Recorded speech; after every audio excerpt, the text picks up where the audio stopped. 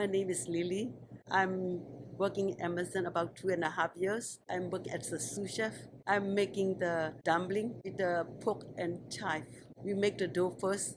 2 cups of all-purpose flour, salt, half a cup of the hot water. You have to use the hot water for the dough.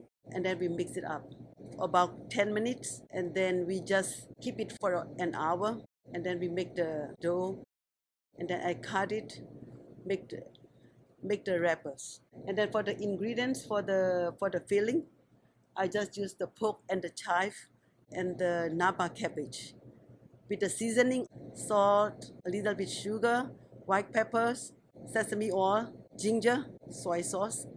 The lunar is the 12 full cycles of the moon, and it's called the lunar year. Mostly of the Eastern Asia, the head is the money of the Chinese. The Asian Chinese money is like that. That is the dumpling. That's why we eat dumpling at the New Year. If you eat more, you have money more for that year. They said like that.